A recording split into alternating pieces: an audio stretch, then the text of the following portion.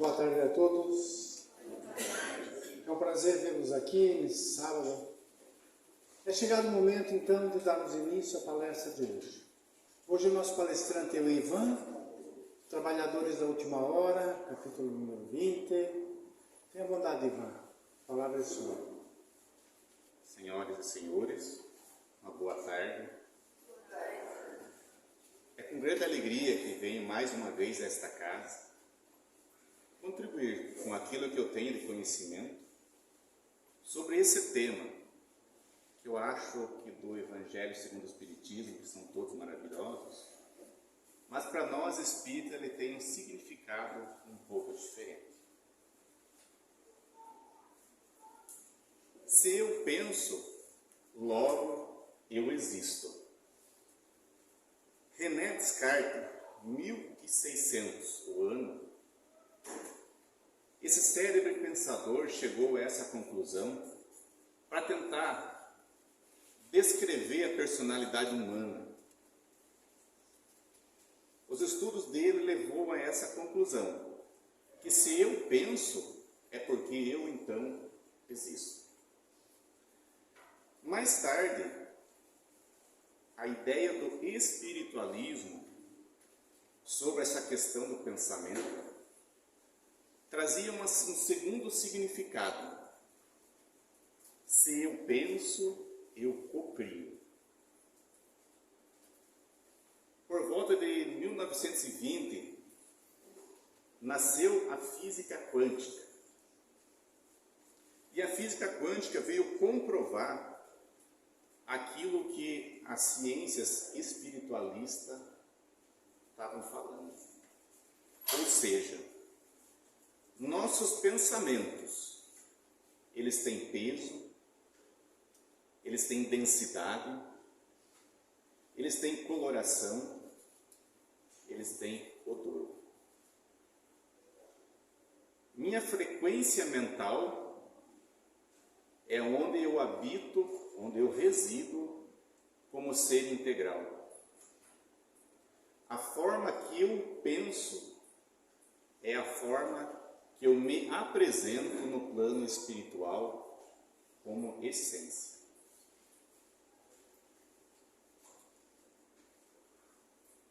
Diante dessas colocações, numa autorreflexão, nós paramos para analisar como os nossos pensamentos, o que os nossos pensamentos criam do lado astral, gerando formas, densidades, coloração e odor. Nossa capacidade cerebral faz com que a gente pense continuamente. Por mais que você pense em relaxar a sua mente, pensamentos ficam brotando do seu inconsciente, como se você não desligasse. Muitos têm insônia, não conseguem nem dormir, de tantos pensamentos que surgem no momento do relaxamento. Mas e qual a natureza desses pensamentos? Qual o conteúdo de tudo aquilo que nós pensamos? Paramos para analisar? Ou vivemos apenas no automático?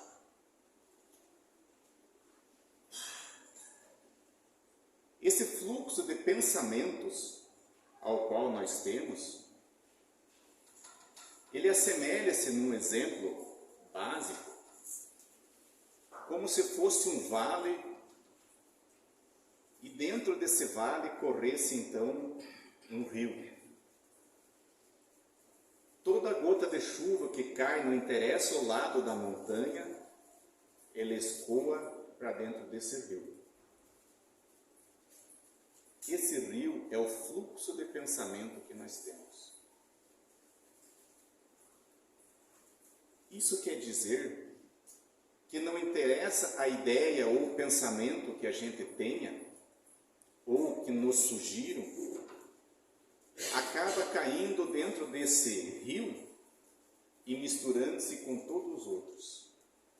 Equivale a dizer que nós temos a nossa maneira de enxergar a vida, nós temos a nossa maneira de analisar e julgar tudo e todos à nossa volta. A notícia boa acaba se tornando ruim. A notícia ruim, em alguns aspectos, para nós se torna boa. E nós não temos a capacidade mental de discernir o que é uma coisa da outra. Ficamos presos dentro desse fluxo. Como se aquele caminho mental fosse a única opção que nós temos diante de nós. As raízes desses fluxos mentais, hoje a parapsicologia, os tratamentos alternativos, a ciência através da física quântica, nos explicam que estão enraizadas, primeiramente, na nossa educação. A ciência nos diz o seguinte: há um paradoxo nessa terminologia da ciência, que o bebê dentro da barriga da mãe, ele já consegue sentir as vibrações, ouvir a mãe e analisar todo o processo vibracional dentro daquele lar. Se ele é conflitante, se ele é bem-vindo, quando ele não é bem-vindo naquela gravidez. Porém, biologicamente, a ciência diz que é impossível, porque não há formação neural no cérebro da criança. Então, tais informações não poderiam ser absorvidas nesses estágios ainda de formação embrionária, né? E nessa briga da ciência ganha, então, a filosofia espírita, porque prova-se com isso o processo da reencarnação, onde ali já habita um ser ao qual tem total controle do que está, conhecimento do que está acontecendo à sua volta. Então, a ciência já nos diz, através da física quântica, da parapsicologia, da psicologia moderna, que a minha influenciação iniciou-se lá no ventre da minha mãe, na convivência com meu pai e toda a minha família. Ali iniciou a minha matriz psicológica. Depois que a criança nasce, a convivência familiar dá continuidade a essas assemelhações, ou seja, você adquire traços da personalidade daqueles com qual você tem convivência familiar. A sociedade já passa a ser o que hoje chama-se de epigenética, que é onde você absorve, pela convivência em sociedade, interiorizando muitas vezes até patologias sociais, das quais você não tem nenhum histórico ainda familiar. Escola, vivências nos caminhos da espiritualidade e tantas outras situações de convivência social que a gente adquire durante a nossa existência física. Todas elas fazem parte do conteúdo desse nosso fluxo mental, a nossa linha de pensamento, linha de raciocínio, é de pensamento. Porque todo raciocínio que eu faça, ele vai cair nesse fluxo mental. Mais à frente a gente vai entender um pouco mais sobre isso. Nesse fluxo mental, nesse córrego mental, podemos assim dizer, a gente encontra vários filtros e que hoje são a fonte da maioria dos problemas que cada um de nós carrega. Nós vamos encontrar dentro desse fluxo mental o filtro da ansiedade. que nos traz muitas vezes a palpitação, que faz com que a gente atropele muitas coisas na nossa vida, em que a gente desenvolva patologias físicas. Hoje não é nenhum e nem dois que os médicos atendem diariamente com quadros clínicos, com autoquadros clínicos das pessoas dizendo que estão tendo um ataque cardíaco. Eu fui um deles. E nada mais era do que ansiedade. Medo é outro filtro. Passamos a ter medo sem raciocinar direito sobre o que estamos temendo. Muitos têm medo daquilo que as próprias religiões pregam entre céu e inferno. Alguns têm medo da vida social. E assim por diante. Passaremos um longo tempo aqui enumerando nossos medos. Frustrações. A nossa incapacidade de lidar com frustrações. Se for para mim decepcional, nem tento. Não vou fazer isso porque eu sei que não vai dar certo, eu não vou gostar. E por ali vai. Impaciência. Quem de nós tem paciência? Ó, dera nós ter a paciência do Chico, né? Se alguém perguntar 2 vezes em seguida a mesma pergunta, qual o tom da nossa resposta? Com calma? Ou a gente já vai com o cotovelo? Julgamento. Meio como nós julgamos. Julgamos as pessoas à nossa volta. Julgamos as situações que nós mesmos vivenciamos, claro, pela nossa ótica desse fluxo mental. Julgamos oportunidades que passam à nossa frente, como diz um grande amigo meu, como um cavalo encilhado, e muitas vezes julgamos errado. Pessimismo. Não vou nem tentar. Isso não vai dar certo. Aquele desenho que tinha lá do Hard, do Lippe, né? Ó céus, ó azar. Extremamente pessimista. Inveja. Agora tem até uma tal de inveja do bem por aí, né?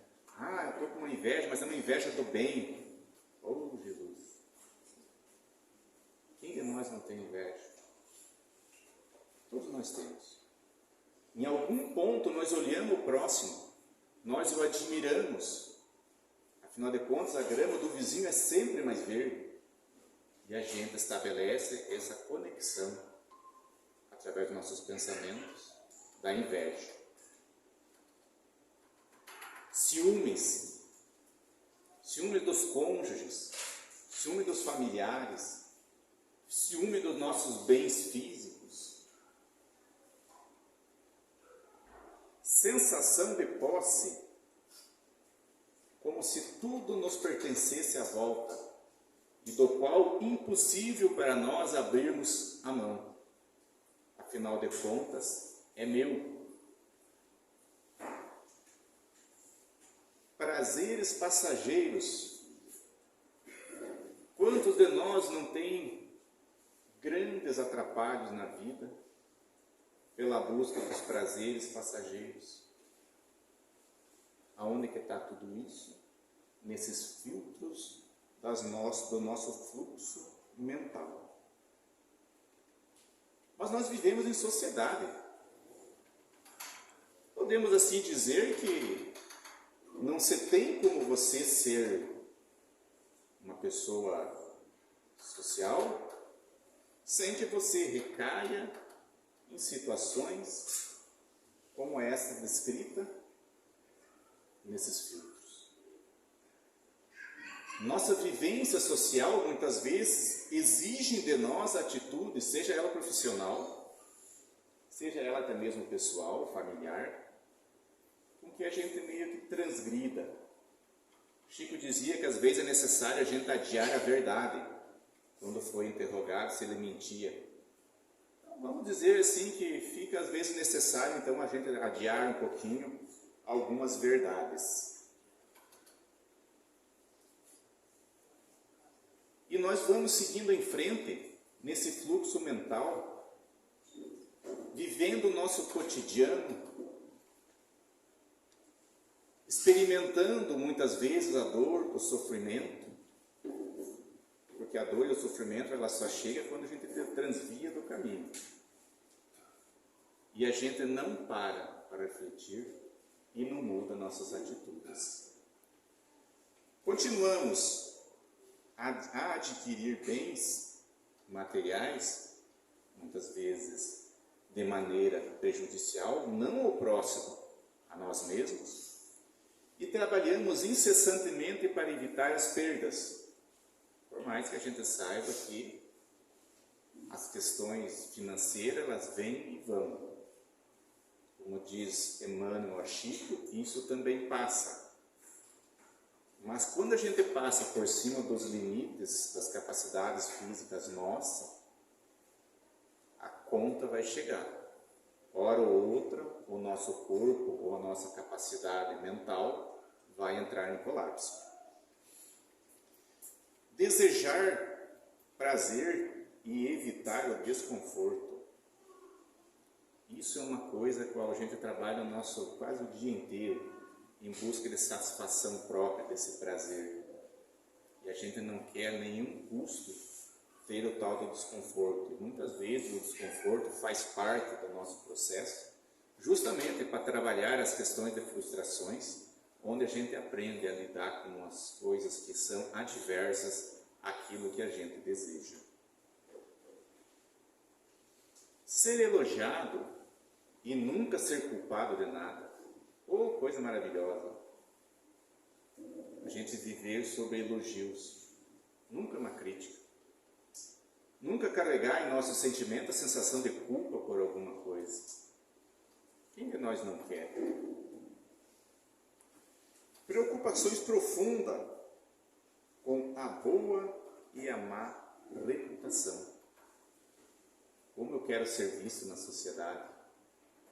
Às vezes eu uso a máscara social, né? Eu carrego comigo várias personas. Em casa, eu sou aquele que malmente cumprimenta a família, que não tem diálogo, que tem estupidez, agressividade. Na rua, eu sou aquela pessoa que sai abraçando todos e todos, em todos os momentos.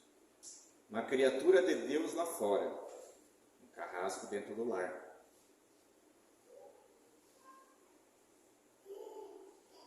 Quem somos nós? Com o conhecimento da doutrina espírita, nós aprendemos que, como nós já somos mais evoluídos, mais bonzinhos, claro, né? A gente mereceu escolher a encarnação ao qual nós hoje vivenciamos. Os maus, que são os outros, não são nós, não. Os outros tiveram compulsória, nós não. Nós já merecemos escolher a encarnação e nós já merecemos, então, programar ela. E será que dentro daquela programação encarnatória ao qual nós nos comprometemos, como dizem nas literaturas espíritas, estamos coerentes com esse nosso modo de agir e de viver, entre o que escolhemos, assinamos do lado astral antes de nós entrarmos para a reencarnação? Quem somos nós? E o que nós nos tornamos? Um dos grandes problemas das programações encarnatórias e um dos grandes medos dos espíritos que vão reencarnar é justamente quando mergulha na matéria, encontra um fluxo mental, se apega a ele e vai pelo descaminho, o descaminho da sua programação encarnatória. Esse é um dos grandes medos de todos aqueles seres que trabalham para mergulhar hoje, e nós também já passamos por isso, através do processo da reencarnação. Isso equivale a dizer, então, que mais ou menos, mas infelizmente, nós somos criaturas desequilibradas, em maior ou em menor grau. Porque se nós fôssemos equilibrados, a nossa vida seria totalmente diferente daquilo que nós vivenciamos hoje. Esses desequilíbrios causados por todos esses filtros e essas condições sociais e vivências que a gente tem. Nós somos estressados, nós somos ansiosos e principalmente nós somos procrastinadores. Nós vivemos deixando as coisas para o amanhã. Afinal de contas, hoje eu já tenho minhas ocupações.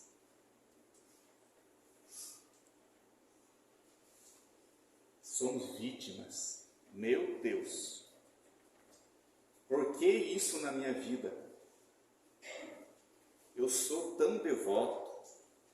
Eu leio tanta obra espírita. Eu trabalho na casa espírita. Eu sou um bom marido, um bom pai, uma boa mãe, um bom filho. E tudo acontece de errado comigo. E eu, obviamente, sou aquele que não tenho culpa nenhuma. Eu não fiz nada para merecer isso. Ainda levantamos os olhos e dizemos, ó Deus, o que eu fiz para merecer isso? Quantas vezes nós não nos pegamos em atitudes semelhantes? Comodismo é outra situação que infelizmente nos abraça. O ser humano ele já tem por natureza ser comodista. Mas quando encontramos alguma linha que faz sentido como conforto em nossa existência, nós estacionamos. E muitas vezes o sofrimento vem para tirar a gente desse lugar de comodismo que a gente se encontra. Impacientes, nós somos então impacientes e adoecemos com facilidade. Quem de nós não tem patologia física ou patologias mentais? Mentais que eu falo, até eu vi agora esses dias aí uma projeção, que 2030 em diante, em torno de 60% da população mundial terá patologias mentais. Agora, não sei qual é o quadro de diagnóstico de patologia mental, mas enfim, seguindo essa linha de raciocínio dos especialistas, aí, dos cientistas, então equivale a dizer que dificilmente nos escaparemos aí de termos alguma patologia mental, senão a física. E principalmente, nós obedecemos o modo rebanho. Ou seja, o meu vizinho está fazendo, por que eu não posso fazer? Ah, mas ciclano está fazendo e ninguém diz que está errado, então eu posso fazer também. E assim nós vamos gradativamente dando passos e nos distanciando muitas vezes daquilo que é a nossa programação mental, a nossa programação encarnatória, onde está o conteúdo essencial. Aquela pergunta do Livro dos Espíritos, onde está escrito as leis divinas, e a resposta na consciência de cada um. Quando que nós paramos para refletir sobre a nossa vida, nossas atitudes, e mergulhar no nosso inconsciente, no eu profundo, encontrando essas respostas, ou analisando pelo menos esse conteúdo? Mas calma, o bom de tudo é que não é só coisas ruins, né? Nós temos no capítulo 20 do Evangelho segundo o Espiritismo, onde nos fala que nós espíritas somos os escolhidos. Que nós espíritas somos trabalhadores da última hora. Que nós somos os últimos, mas seremos os primeiros. Já leram esse trecho do Evangelho? Que maravilha! Eu não sei onde é que assina isso tudo, mas eu quero assinar. Porque eu tenho certeza absoluta, pela minha vivência, que como eu estou inserido na maioria dessas questões levantadas aqui, não me sinto um trabalhador da última hora. Porque para ser um trabalhador da última hora, como a doutrina espírita nos relata, e pelas experiências dos grandes profetas, dos grandes pensadores, a nossa forma de pensar e agir está bem equivocada. Tem um autor que escreveu um livro chamado Vale dos Espíritas. Isso é bem preocupante, porque dá-se a entender que nós espíritas, trazendo as raízes de muitas outras filosofias religiosas, entendem que ao levantar uma bandeira filosófica religiosa, eu me sinto salvo, independente das minhas atitudes e formas de pensar. Realmente, o espírita que ele se dedicar, que ele fizer a sua transformação moral, com certeza ele é um escolhido. Com toda certeza, será o trabalhador da última hora da parábola do Evangelho. Com certeza, ele está por último agora encarnado, mas estará entre os primeiros. Mas e nós? Com a nossa maneira de pensar, de agir, esse nosso fluxo mental, conseguimos estar entre essas criaturas que têm o conhecimento e a oportunidade de estar dentro do movimento espírita e aproveitar?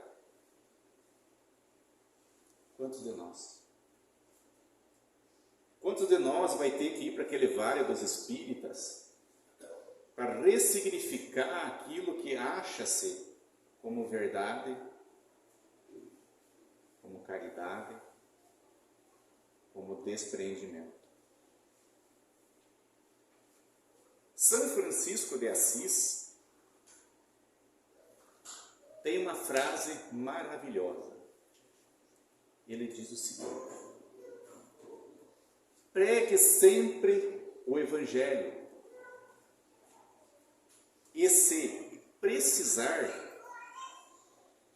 use as palavras Ave Maria. Pregue sempre o Evangelho, mas se for extremamente necessário, fale sobre o Evangelho. O que ele quer dizer com isso? Pregar o Evangelho não é sair com um livro debaixo do braço, lendo para as pessoas, mas sim ter atitudes coerentes com aquilo que o Evangelho prega. Você ser uma pessoa de bem, uma pessoa amável, uma pessoa empática, justa, consigo e com todos. Mahatma Gandhi nos diz o seguinte: quando uma só pessoa atingir o ápice do amor, ela move milhões. Fantástico. Se nós interpretarmos o Evangelho para nós e passarmos a vivenciar o Evangelho, nós vamos pregar ele a todos aqueles a qual nós convivermos. Conseguimos fazer isso?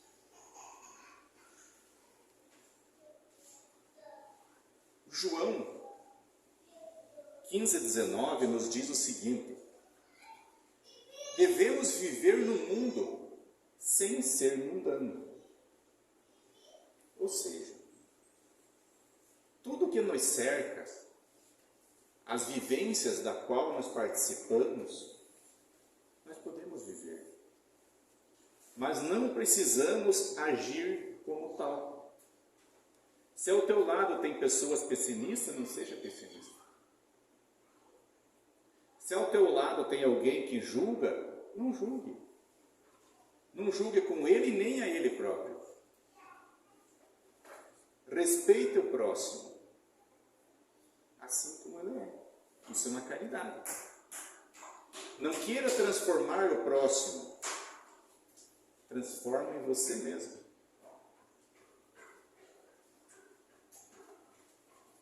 E essa daqui, Mateus 7, 13 e 14,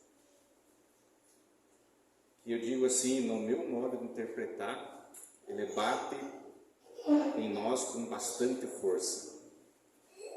Entrei pela porta estreita, pois a porta larga é um amplo caminho que leva à perdição. E agora eu pergunto a vocês, o que é a porta estreita? E o que é a porta larga? Vocês têm noção? Alguém sabe o que é a porta larga? Pode falar. Ninguém sabe? Pois é. A porta larga, no meu modo de entender, são as religiões, inclusive a espírita. Não basta você levantar uma bandeira filosófico-religiosa, não basta você dizer que você pertence a essa ou aquela filosofia, porque as religiões, elas são formadas por homens, por pessoas. A religião, no singular, é o ato da tua ligação íntima com Deus. A porta estreita é justamente a tua reforma moral. É o teu crescimento espiritual. Ela é tão estreita que cabe apenas você, não cabe o próximo, infelizmente. Eu não consigo levar a minha esposa, o meu pai, a minha mãe. Eu não consigo levar os meus filhos. Porque só passa eu. Quanto engano a gente tem ao pensar que por nós termos a tal opção religiosa, filosófica, estamos, entre aspas, salvos. Como eu falei, tem um local no astral chamado Vale dos Espíritas. Isso já dá para a gente ter uma boa noção. Precisamos dar formas e significado ao pensamento conceitual, refinando a maneira como nós vemos o mundo. Ai, que dor! Por que isso? A maneira que eu vejo o mundo é a maneira que vocês olham para o mundo? Não. Eu preciso então refinar o meu conceito. Eu preciso entender como que você olha o mundo. A moeda, ela sempre tem dois lados. Eu sempre analiso e julgo as coisas de acordo com o meu conhecimento, com o meu fluxo mental. Se eu colocar um óculos verde, eu vou enxergar vocês todos de verde. E eu vou teimar, pode ter certeza, que vocês estão de verde. Se vocês estiverem usando um óculos azul, vocês vão teimar comigo que todo mundo está de azul. E assim por diante.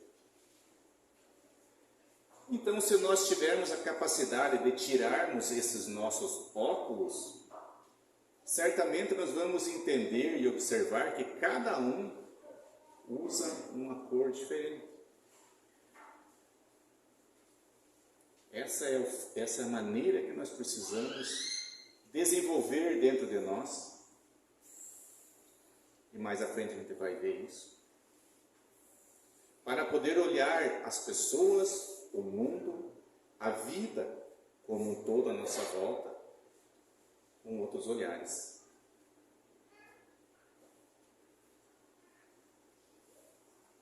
A forma de nós eliminar o sofrimento é transformar a mente. Toda patologia física e a mental, ela está ligada à nossa forma de pensar. Vocês já pararam para pensar que se vocês tivessem nascido em outro corpo, vocês talvez não tivessem as moléstias, ou o sofrimento, ou a vida que vocês têm? Talvez tivesse nascido filho de outro pai, de outra mãe? Pois é. Por que será? Porque talvez dentro de outra conjuntura familiar você teria outra forma de pensar, teria outra educação, você teria outras experiências fora essa que vocês já viveram. Mas tem uma coisa chamada karma, que é justamente o que coloca nós no meio social, com os pais, com a família que nós temos hoje, e que é uma bênção para a nossa evolução. Perfeito. Mas eu digo assim, nós não somos engessados mentalmente. A partir do momento que eu ganho capacidade de exercer o meu intelectualismo, ou seja, de pensar, de raciocinar, eu tenho o céu como limite na busca do conhecimento e da minha transformação. A fé, porque assim, a maioria de nós é baseado na fé. A fé, baseada em nosso potencial de sabedoria. Perdão, a fé, ela é baseada no nosso potencial de sabedoria. Que tamanho é a nossa fé? A nossa fé é do tamanho do nosso saber. Porque tem muitas coisas que se nós soubermos como é realmente, nós perdemos a fé. Está errado nós ter a fé? Não, de maneira nenhuma. O que está errado é nós nos acomodarmos e vivermos apenas da fé. A fé cega, ela não tem base na realidade. E na melhor das hipóteses, ela é apenas inútil. Porque muitas criaturas se perdem na existência pela fé cega. Por acreditar em algo que não consegue de maneira nenhuma dar sequência ou ter veracidade na sua vida. Nós nos fixamos as emoções como se estas fossem duradouras, ainda que a experiência indique ao contrário. Nós somos criaturas extremamente emocional. Nós nos movemos pela emoção. Nós nos comovemos com muita facilidade, com a dor alheia, com a raiva alheia. Num momento nós estamos chorando de dó de alguém, no outro nós estamos espumando de raiva do outro. Nós vamos de 0 a 100 em fração de segundo nas nossas emoções. Sem uma autoanálise, grande parte do nosso comportamento habitual não é positivo. Precisamos ser persuadidos a melhorar.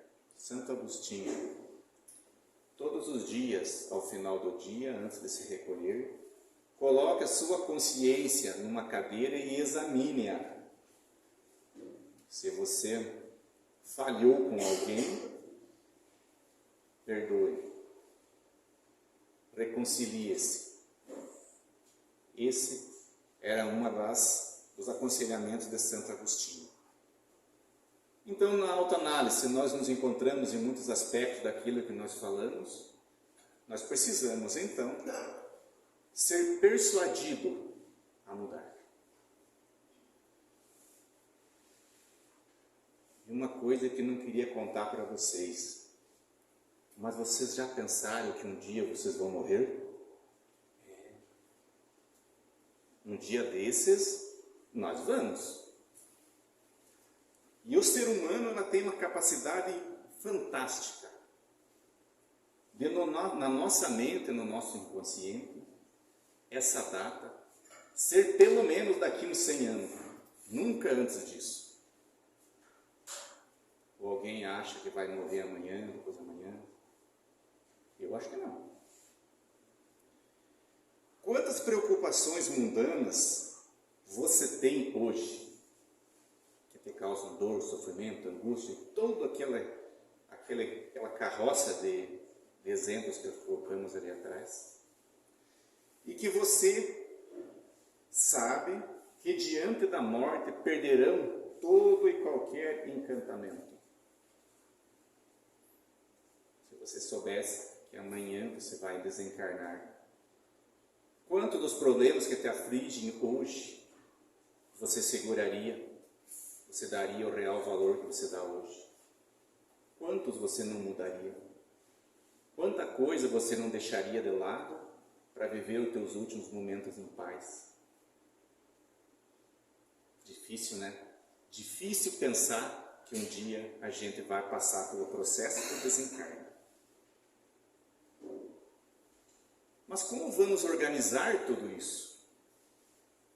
Até agora eu coloquei os pontos negativos, até agora eu coloquei as situações que fazem parte do nosso cotidiano, mas nós precisamos mudar.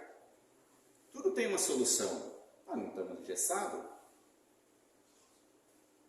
Uma pergunta pessoal. Esse ano de 2023, quanto que você investiu em você mesmo? Pararam para pensar? Que tipo de investimento? Qual a única coisa que nós levamos pós-morte? Conhecimento. Quanto foi investido num curso de aperfeiçoamento, seja ele qual for?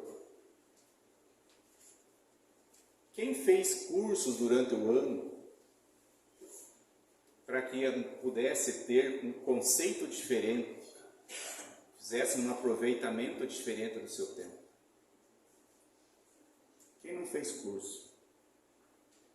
Quantos compraram um livro durante o ano e leram? E principalmente entenderam? Quantos que pelo menos passaram pela biblioteca que tem aqui disponível e levaram um livro para ler? Nós investimos em carro, bolsa de valores, casa, compramos terreno, poupança. Mas quanto disso tudo a gente investe em si próprio? Nós passamos a vida inteira acumulando bens materiais e esquecemos que no caminho existe o eu. Que no caminho existe a morte. E que tudo aquilo que se torna material permanece na matéria. Enquanto que o que você absorver como conhecimento você leva contigo. Quanto você investiu em você?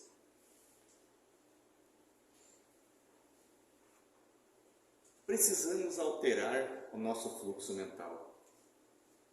E não há outra maneira que não seja buscar novos conhecimentos, vivenciar novas experiências, indiferente a ela qual seja. Precisamos sair dessa zona de comodismo que nós nos encontramos. Se somos os trabalhadores da última hora, que trabalho realizamos? Temos o conhecimento, pelo menos, para dar uma palavra amiga a alguém, uma explicação a outra? Temos a capacidade de entender o que acontece conosco mesmo, aceitar isso, incorporar ao nosso ser com conhecimento, com fé raciocinada? Ou apenas porque o padre, o bispo, o palestrante da casa espírita, o mentor falou que era para fazer? Tem uma grande diferença entre aquilo que eu compreendo, que eu aceito e que passa a fazer parte do meu conhecimento, do meu raciocínio e daquilo que os outros dizem, não interessa quem, para me fazer.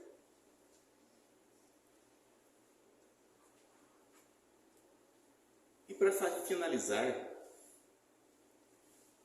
eu assisti agora de poucos dias um podcast de uma psicóloga, se não me engano, com duas jovens. E eu achei cabível a esse momento e a esse tema. Ela pergunta o seguinte, e eu vou perguntar em minhas palavras para vocês. Se eu desse R$1 milhão para vocês hoje, o que vocês fariam quando acordassem amanhã? Rapidinho no pensamento aí, uma viagem, uma casa, um carro novo, pagar as dívidas, se sobrar depois das dívidas, comprar alguma coisa. Legal, né? A gente viaja já nas ideias, né? E se eu desse 10 milhões para vocês hoje, o que vocês fariam quando acordassem amanhã? Provavelmente, né, a gente ia para a Bolsa de Valores, a gente ia comprar uma mansão e tudo mais. Os pensamentos também vão. Eu nem sei o que é isso, porque nunca vi 10 milhões, né? E se eu desse para vocês 100 milhões de reais, para vocês não acordarem amanhã, vocês aceitariam? Essa foi a pergunta que a psicóloga fez. Se acordar amanhã vale mais do que 100 milhões de reais que deu todo na nossa mente essa capacidade de sensação de felicidade com o dinheiro que nós iríamos fazer? Por que acordamos de mau humor, tristes, reclamando, seguindo o nosso dia com extremo desânimo? Afinal de contas, acordar amanhã pela manhã, olhar para a pessoa que está ao seu lado, indiferente do teu sentimento, por mais que ela esteja roncando, né, Rosane? Deixa eu puxar para o meu lado também um pouco aí, né? Vale mais do que 100 milhões de reais. Aproveitem o dia de amanhã quando vocês abrirem os olhos. Lembre-se, vocês estão ganhando mais do que 100 milhões de reais. Agradecido pelo tempo, pela paciência de todos. Que Deus abençoe a todos e a cada um. Eu vou com a palavra aí ao nobre amigo.